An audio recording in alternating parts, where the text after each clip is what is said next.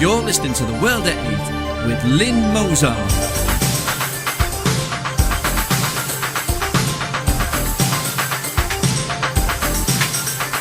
The World at 8, the number one in nationalist news.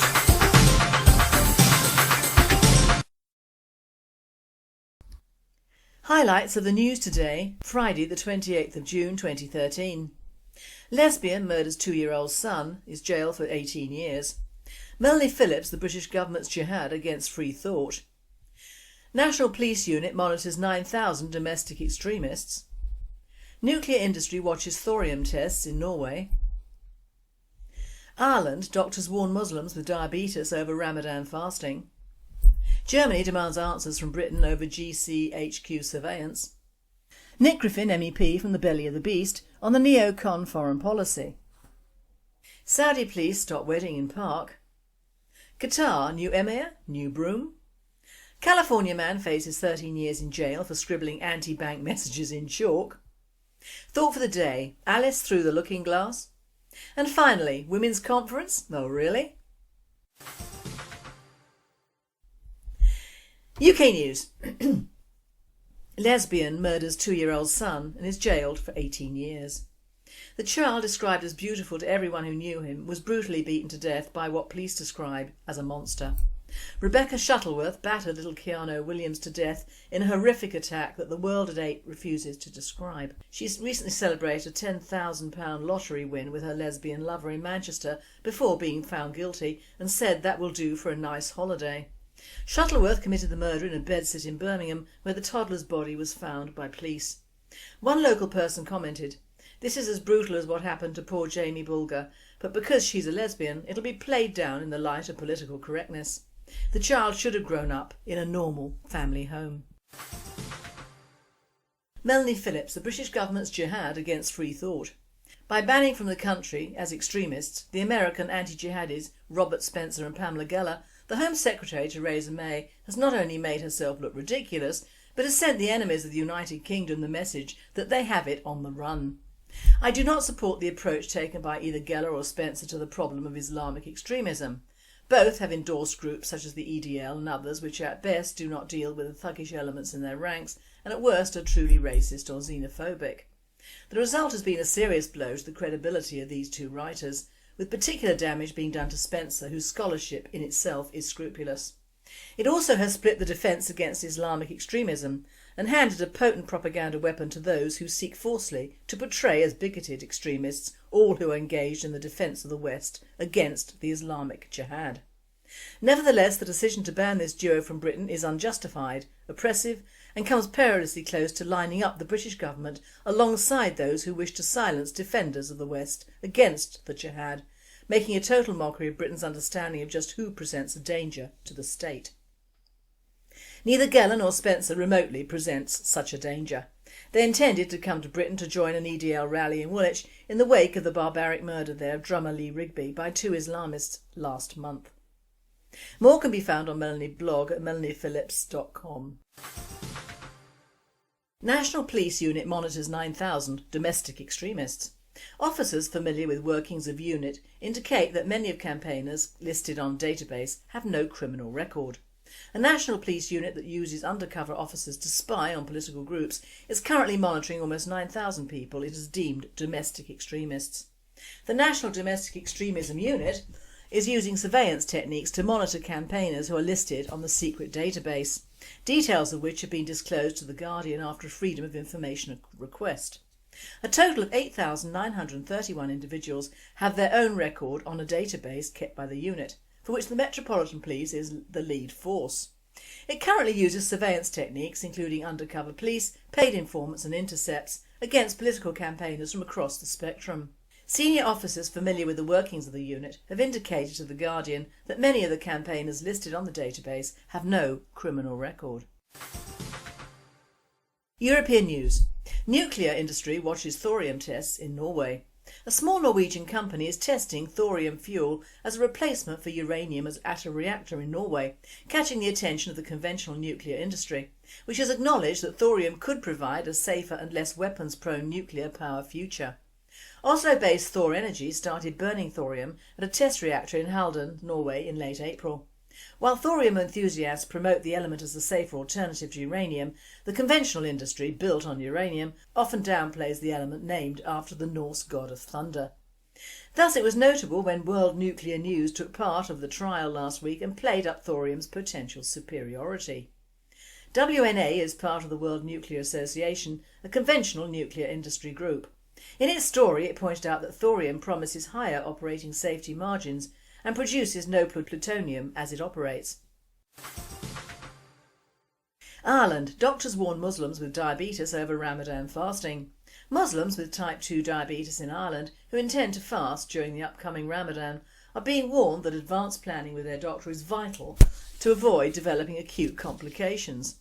Many Muslims with diabetes may choose to fast during Ramadan, the 9th month of the Islamic calendar, observed worldwide as a month of fasting. Despite guideline recommendations for the management of diabetes during this time, there are an estimated 49,204 Muslims in Ireland, according to the latest CSO figures, representing a sharp increase over the previous 5 years. Ireland's Muslim population includes 8,322 primary school-aged children and 3,582 of secondary school age, among whom diabetes is also on the increase. World Today says, "I thought fasting was good for diabetics to reduce their weight and lessen the medication needed, so it should be all systems go on fasting for the whole bag and baggage of them, permanently." Germany demands answers from Britain over GCHQ surveillance. The German government has expressed its rising anger over Britain's monitoring of global phone and internet traffic and has directly challenged the legality of the controversial surveillance project. On Tuesday, Justice Minister Sabine Lauthauser-Schnarrenberger sent 2 letters to the British Justice Secretary Chris Grayling and the Home Secretary Theresa May, demanding to know the extent to which German citizens have been targeted and warning that democracy could not flourish when states employ a veil of secrecy to obscure their actions. Describing the revelations over GCHQ's surveillance operation as like a Hollywood nightmare, Lauthauser-Schnarrenberger asked for clarification of the legal basis for Project Tempora and demanded to know whether the programme had been authorised by any judicial authority, according to The Guardian. She also asked for information on the specific nature of data that was collected and whether concrete suspicions triggered the data collection. World Today states, "This is coals to Newcastle, isn't it? Are we talking of the founders of the Gestapo and the Stasi?" Belly of the Beast. I now hand you over to Nick Griffin MEP, who talks today on the neocon conspiracy.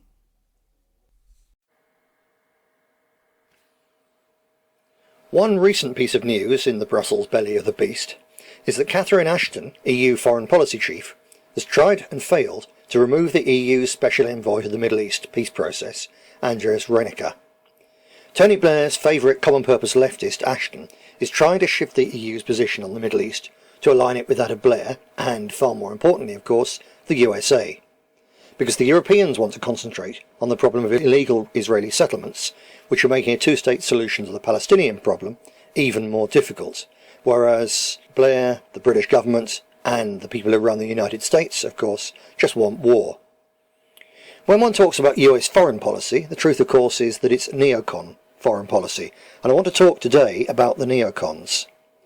This is something, not really an organisation, but a very powerful tendency, which is organised and funded by an unholy alliance of mega-rich WASP industrialists, such as Dick Cheney, effective CEO for a long time of the giant company Halliburton, which makes literally billions of dollars every time they con the rest of us into the war, and crazed ultra-Zionist Jews such as Pearl and Wolfowitz, who of course want to use the United States and Britain in order to secure the right of extremist Zionists in Israel/Palestine to create settlements all over what they call Eretz Israel, Greater Israel. The US neocons' ideas are set out in 2 key documents. The first, produced in 1996, was called Clean Break. This was advice to the incoming Likud, i.e. extreme, nearly fascist Israeli political party, Premier Benjamin Netanyahu. It told him that using force to topple unfriendly Arab regimes, such as, of course, Gaddafi's Libya and Assad's Syria, could make accommodation with the Palestinians, i.e. justice, for the people whose land has been stolen, completely unnecessary, and allow Eretz Israel, Greater Israel, not just to be further established, but to be, at least for the time being, secure. The second key US neocon document is Frank Gaffney's Project for the New American Century, produced at the end of the last century. This advocated, and they set about securing through war, US hegemony over the whole world, ensuring perpetual access to the cheapest possible energy, oil and gas, military predominance for another century by breaking Russia and encircling China, and, of course, support for Israel. It's important to realise the neocons aren't confined to the USA. Indeed, when Obama refused to attack Libya, it was Britain's Conservative government that led the way in forcing the neocon agenda. David Cameron was the very first to call for a no-fly zone in Libya, which ended up in full-scale air war against the Libyan army and Gaddafi loyalists, leading to the seizure of Libya by Islamist extremists. Cameron was put in power and is surrounded by neocons. They picked on Cameron and pushed him because they feared that otherwise the anti-war right-winger David Davis would beat Ken Clarke and win, and that would never do. The Notting Hill set, who put Cameron in power, are fundamentally Osborne, Gove and Culture Secretary Ed Vaizey. On the eve of the Gulf War in 2003, Osborne told the House of Commons that he was won over by the, quote, excellent neoconservative case, unquote, for war. Don't say this thing's a conspiracy, they're really quite open about it. Michael Gove traces the roots of neoconservatism, that's the right to interfere in the affairs of sovereign countries, to 19th century British Tory Foreign Secretaries George Canning and Viscount Castlereagh. Gove believes that the invasion of Iraq was, quote, a proper British foreign policy success, unquote. I wouldn't want to see what a failure is, although if the neocons have their way in Syria, I'm afraid that we will. Gove and Nick Bowles founded Policy Exchange, Cameron's favourite think tank. Bowles went on to become Cameron's head of policy. The Notting Hill set used to meet in the Policy Exchange offices in London, and that's where they decided to push Cameron to the leadership. He launched his bid for leadership in June 2005 at a Policy Exchange event. Incidentally, one of Policy Exchange's many subsidiary projects was Nothing British About the BNP. The same people are also directly connected with those who set up and still manipulate the English Defence League. There's really no doubt about what the game is here. In order to help corral the white working class in Britain into fighting wars and to radicalising relations with ordinary Muslims in order to justify war in the Middle East, they were determined to get rid of the genuine nationalist party, the BNP, and put a phony alternative in its place. Fortunately they've succeeded, but we've had a pretty rough couple of years, as you know, dealing with those attacks. A key figure in Policy Exchange, and the research director on security issues, is a fascinating character called Dean Godson. His father Joseph was a Polish Jew who emigrated to the USA in 1926, aged 13. He became a member of the American Communist Party, but he shifted to the right when he became disillusioned with Stalin, particularly when Stalin became anti-Jewish, and he became a neoconservative, without going through the Trotskyite phase that most other neocons did when they went from this same shift from communism to ultra-capitalism. Godson worked for the Telegraph until Comrade Black lost control and the new editor sacked him, saying, quote, it's okay to be pro-Israel, but not to be unbelievably pro-Likud, unquote. Policy Exchange also crosses over in key figures in the Henry Jackson Society, which again figures in the study that I did some months ago of what lies behind the EDL. Signatories to this Henry Jackson Society, which is another key think tank pushing continually for war on behalf of giant American companies and the hardcore Israeli lobby. The signatories to its founding set of principles include Gove and Bowles. Among its international patrons are Richard, Prince of Darkness Pearl, the leading architect for the Iraq War, and Bill Kristol, who started the campaign to bomb Iran way back in 2006. Also involved with these people, of course, and absolutely at the forefront of the push for war in Syria and in due course Iran, is Foreign Secretary William Hague. Hague's connections with Alan Duncan, the man who used the British Air Force and the Foreign Office in order to help to destroy Gaddafi, in the interests of the oil company, the biggest in the world with which he deals, called Vitol, I've covered elsewhere and is still being covered. But less well known is that Haig is an advisor to Liam Fox's Atlantic Bridge organisation that promotes closer links between the US and British foreign policy. Other members of Atlantic Bridge's advisory board include Gove, Osborne and Tory MP Chris Grayling. In addition to being a key figure in the bombing of Libya back to the 7th century, William Hague also strongly supported the Iraq War and continually attacks European countries for what he calls extraordinary weakness in dealing with Russia. Cameron himself denies being a neocon, but he owes his position to them, consistently calls for action not just against Syria but also Iran, is continually hostile to Russia, which, as we saw at the beginning of this short study, is a key point with the neocons, and declares his belief in Israel to be indestructible. If he's not a neocon, he's doing a bloody good job of pretending to be. Cameron also, it should be noted, protected the neocons during the expenses scandal. Gove was described by the Daily Mail's Peter Osborne as, quote, one of the most notorious milkers of the expenses system, unquote. Ed Vaizey's fiddles included a claim for over £2,000 for antique furniture bought from a business owned by none other than David Cameron's mother-in-law. That's a real insight into the kind of petty minds that we're dealing with. These people are on a fortune. When you add in their speaking engagements, remuneration, what they get as non-executive of companies that they help make vast amounts of money, he doesn't really need to have a claim from the taxpayer for £2,000 of antique furniture. But there you are, grab, grab, grab. That's what they do. I think it's likely that unlike the French political elite, though, who've taken enormous backhanders, millions and millions of pounds into secret Swiss bank accounts from Qatar in return for trying to overthrow Assad, the British neocons are probably selling out British taxpayers, British soldiers and British interests for peanuts. In the end, it doesn't matter whether they're taking a couple of £1,000 or many millions of pounds. There's a word for what the neocon government of this country is doing, and that's treason. Thank you, Nick. Very, very interesting, and good luck this weekend. World news. Saudi police stop wedding in park. Saudi Arabia's feared religious police raided a park in the Gulf Kingdom and stopped a wedding they considered as a violation of conservative local traditions. Hundreds of visitors to the park south of the capital Riyadh surrounded the newlywed Egyptian couple to take part in the party before members of the Commission for the Promotion of Virtue and Prevention of Vice entered the park and stopped the event. A source in the Commission said the wedding was stopped because it violated local traditions, as the bride was not covering her face and the groom was holding her hand and hugging her sometimes, Agel newspaper said. Qatar, new emir, new broom.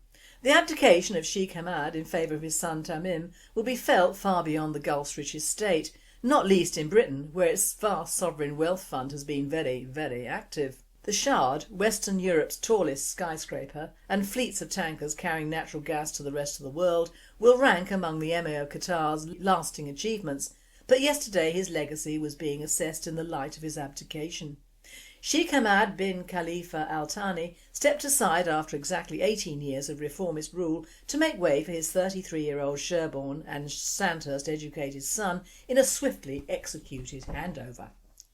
As power moved from father to son, the ruling family celebrated the first peaceful transition within its ranks in a century of shifting fortunes for the Gulf's richest state.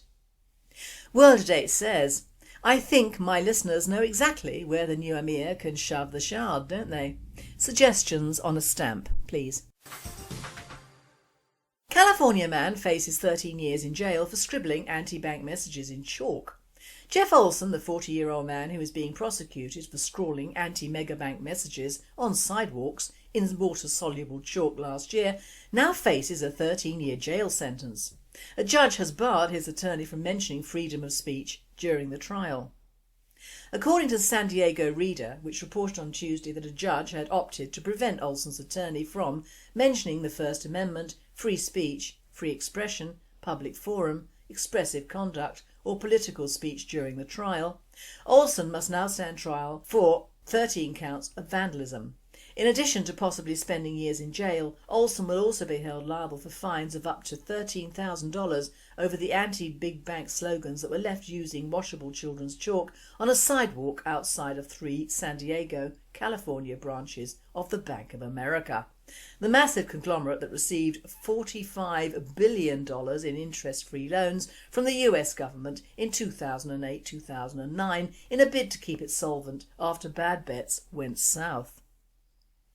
The Reader reports that Olsen's hearing has gone as poorly as his attorney might have expected, with Judge Howard Shaw, who is presiding over the case, granting Deputy City Attorney Paige Hazard's motion to prohibit attorney Tom Dusdell from mentioning the United States' fundamental First Amendment rights. Thought for the day: Alice through the looking glass. Today's thoughts initially and briefly cover some of the cutbacks and the effects on us Brits, but are linked together with the thoughts on the Oxford groomers and the effect that this case has had on ordinary people. Osborne has done it again, and despite the tirades of the Labour millipede, the Chancellor has had to levy cuts, and indeed they were around £11.5 billion worth this time around, and there are £23 billion worth of cuts to be made around the next election time. Now this time round foreign aid was left alone, which is tragic, but then again so was the NHS, and as the two seem to marry up in this country, 2 for 1 and none for us, this is the elephant in the room as usual. Education was cut by 1%, defence 1.9%, Home Office 6%, Business 6%, Transport 9%, the Treasury, Justice Department, local governments and Cabinet Office all 10%. The pensioners in the Algarve will no longer receive their cold weather allowance, and neither should they have ever received it. The teachers are now on strike up at the mill because they still want their automatic pay rises, which they will not get now, and why should they? Teachers are not what they used to be. They are politicised and, like most unions, expect the most for giving the worst. They're trying to say they'll not catch up with the private sector, of which there is very little left in the way of employment anyway, and those that are left, if not part of the professions, for instance law or medical, their employers go for the minimum wage immigrant workers anyway. How can we reduce our debt if no one is willing to give up just a small amount of salary to do so? They're lucky to have jobs is what I say to squabble about. The one light on the horizon, which according to Vince Cable should be handled in a sensitive way, was that immigrants applying for benefits should be able to speak English. I had to laugh over this one, as it really is shutting the stable door after the horse has bolted to the Tesco's butchers. When will any of our politicians realise that this particular boat sailed long ago? Every day we have hundreds more immigrants arriving, most go to relatives or the same tribe as them, if not the same religion, and many go underground, except when it comes to claiming benefits from our state. Most, if not all, have never spoken English, and most, if not all, of our fairly recent parasites speak their own tongues within their own ghettos. English has long ceased being the prime language in state schools, as we are all busy pandering to another racist culture. With it be a Moslem for a day, learn about Hinduism and Buddhism, and learn Mandarin instead of English. No wonder Cable was practically grovelling when he mentioned the word sensitive. How the hell can you be sensitive when it comes to millions of pounds going into foreign-owned homes and businesses just because people come over here to apply for funds to live? I would give Gable insensitive, matey. A clip on ITV showed a grinning Islamic woman in a scarf ostensibly learning English so she could get money from our state. Do you really think this or any government will get the right people to enforce this and not a bunch of do-gooding multicultural idiots? Of course not. This is just another election ploy, and there'll be many more to come. All none enforceable in this country because the Brits don't really want to appear insensitive to the rest of the world, who are laughing at us anyway. This new law will apparently apply to the new immigrants, so does that mean the ones pouring off the banana boats today, or the thousands of Eastern Europeans arriving not only today but comprising the expected influx of next year? If so, most Eastern Europeans have a smattering of English, even if it comes to not speaking to English if caught by the border agency. And furthermore, have Osborne or Cable remembered the various agencies set up by Labour to help immigrants fill in forms to get money if they have language difficulties? What will happen to these very well paid persona? Also, one must remember they will be putting out of work all the translators that earn huge amounts of money from corporations, lawyers, government departments and the Polizei when called in. Now we come to the goings on in Oxford and the almost laughable story that was sent to me this week by David in Oxfordshire. You'll have to excuse me being rather harsh here, but I feel the dichotomy of this story, as in opposition to the Oxford sexual abuse case, is absolutely the way our establishment act and get away with it.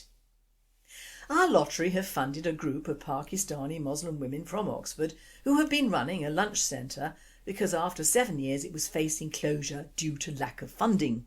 They've been running this luncheon club at the Rose Hill Children's Centre in Ashurst Way every Thursday at a charge of £2.50 for a genuine Indian meal. It's fully attended by various peoples and is, in the words of the reporter of the Oxford Mail, very popular.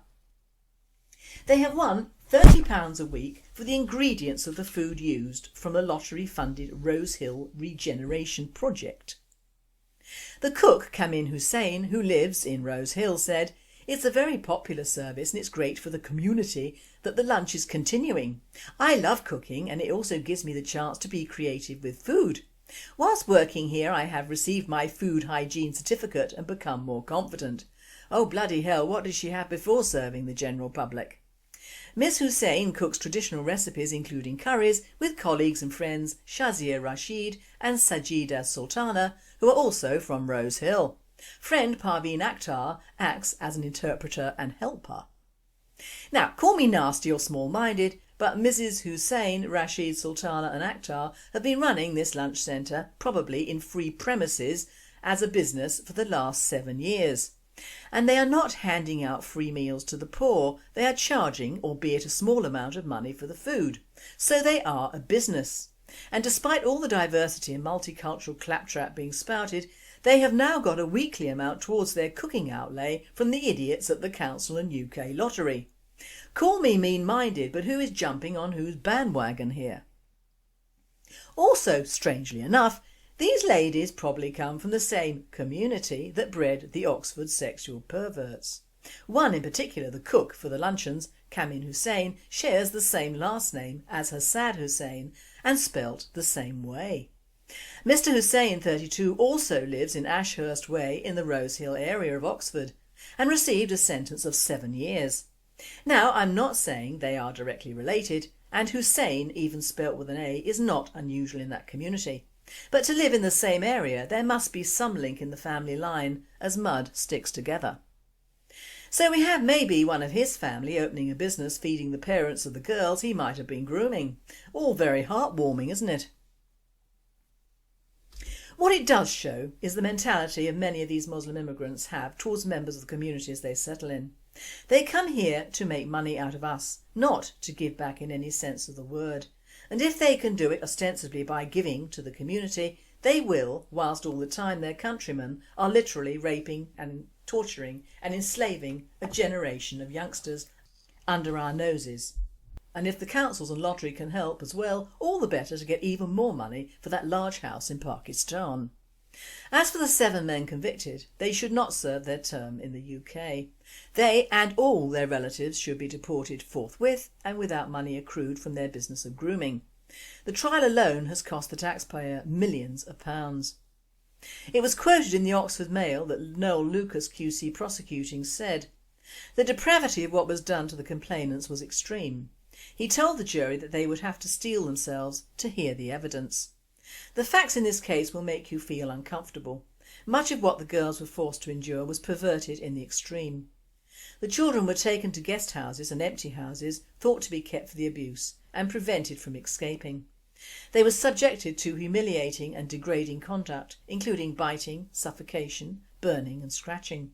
Weapons including knives, baseball bats and meat cleavers were used during the torture, the court heard. The jury were told that sometimes men had urinated on the girls who were raped vaginally, orally and anally. And on the other side of the coin, or maybe not, the 3 cooks have been enrolled in an intensive English language course to build their customer service skills. And it's hoped a volunteer training programme will be run with the lunch by a lottery team so that residents can learn the skills needed to run a business. Volunteer Regeneration Project Coordinator Ali Hall said, "We're delighted to be able to have a hand in bringing such a diverse community together. It's a real opportunity for the ladies because they'll have the chance to develop their skills through training and look forward to expanding it as a business. They have already booked their first catering job at a community event, and we hope that in the future the ladies can deliver the lunch as their own social enterprise. So whilst handing out sentences which even the most severe case was life, but free to apply for release after 20 years, Mohammed Carrere, and nothing like the 95 years blared out by the media, which should apply to most of the accused, one section of their community is all loved up by the media, and these bastards have, quite wrongly, been under-sentenced, in my book. Are we that afraid or enthralled to the vast ever-growing pandemic of Islam in this country that our courts and police can't see the trees for the wood? I was going to make a pun on a nigger in a wood pile, but I won't, as I could be called racist or biased, and that just isn't me, my friends. Much has been made of Operation Bullfinch, as well it should, but for the judges to commend the social workers is almost obscene, as they could be dining every day at a certain lunch hole whose finances may well help acquiring cars and party houses for their menfolk to operate, just another business in Oxford. And I may be accused of being harsh here, but you look at the pictures of these cooks, you'll understand why perhaps some men would have preferred the grooming and abuse business. Although one cannot damn an entire religion for the acts of a few, what is happening in Oxford has been happening for many, many years further north in our country, and it is unknown, unreported and unwanted news. Now these and other crimes are being perpetrated throughout the south of the country and have become national, although the Oxford case, having cost the taxpayer millions of pounds, will vanish into the ether very soon, as most acts that have involved Islam over the years. Are we, like Alice, viewing England through the looking glass? And finally, has Saudi gone mad? Believe it or not, there's a picture of a conference in Saudi Arabia, and the subject of this conference was women in society, and yes, it was attended by men only.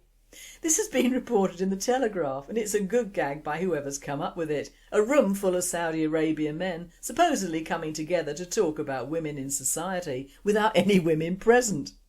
It's currently doing the rounds on Twitter, and all are laughing at the sheer hypocrisy of it. No one knows if the photo is really what it's supposed to relay, but is that absurd? No, because in Saudi women are not allowed to drive, women cannot vote or be elected to high political positions. Oh, and stoning them to death if they try to leave their husbands is still okay. It's not hard to make the leap then that Saudi Arabia would seriously actually run a conference about what to do with all these women, those who are rising up, who are starting to disobey the norms. Post the Arab Spring and this new world of politics, it is possible women may want a change in culture in the Middle East, and the men don't like it. Regardless, even if it is just a picture of any old get-together to talk about business or politics, it still screams alarm bells at you. The fact that no women are present is telling. This presenter says, yup, women may be a pain in the butt to the average guy, but we can put another perspective to discussions and laws. And Islam is not alone in putting females in their prospective places in life. By the way, I wish all who are attending the training weekend tomorrow a wonderful time, and I'm sure it will be a great success. However, on this one occasion, when I cannot go as I can't leave my better half while recovering from his heart attack, the venue promises to be much better than the venues of north of the Thames so commonly used, and I can say that the countryside around where they will be going this weekend is really beautiful and well worth the trip. You've been listening to The World at 8. I am Lynne Mozar, wet, underpaid and exhausted in Hampshire, and I and the team at World at 8 and Radio Britain wish you all a very happy and a very safe weekend.